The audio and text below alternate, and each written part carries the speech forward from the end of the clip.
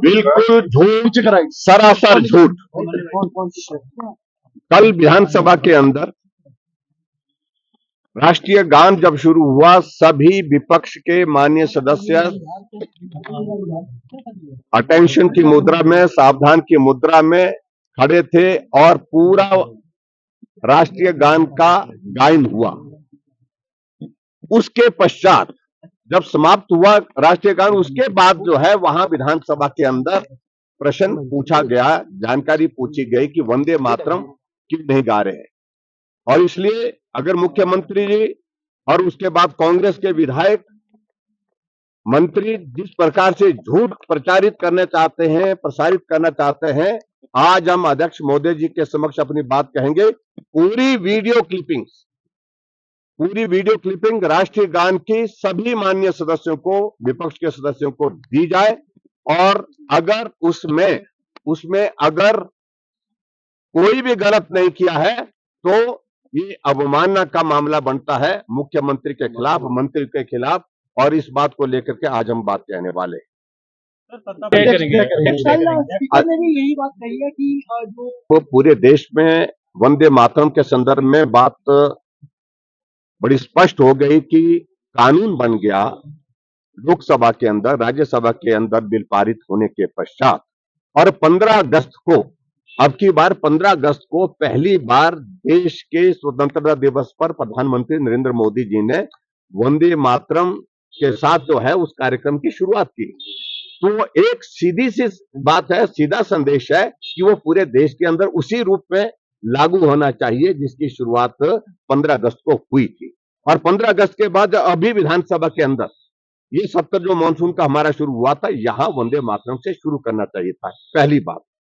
और दूसरी बात, मुख्यमंत्री ने पिछले कल विधानसभा में आने से पहले जो बाइट मीडिया को दी है, उस मीडिया की बाइट में अगर आप विस्तार से जाएंगे, उसमें ध्यान से देखेंगे, उसमें एक बात कही है कि कांग्रेस की वर्किंग कमेटी में यह फैसला हुआ कि हम 2 ही स्टैंजा गाएंगे, पूरे वंदे मातरम गायन का जो है वो हम कार्यक्रम नहीं करेंगे।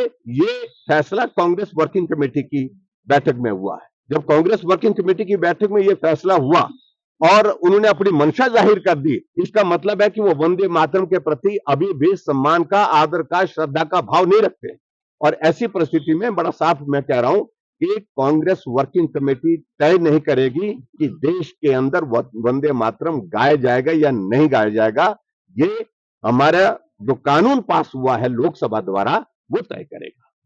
इस बात को लेकर बड़ा स्पष्ट है। और आज भारतीय जनता पार्टी ने जो लोकतंत्र का गला घोंटने की कोशिश कर रही है, कोशिश क्या है कि पूरा आमदा हुई पड़ी है।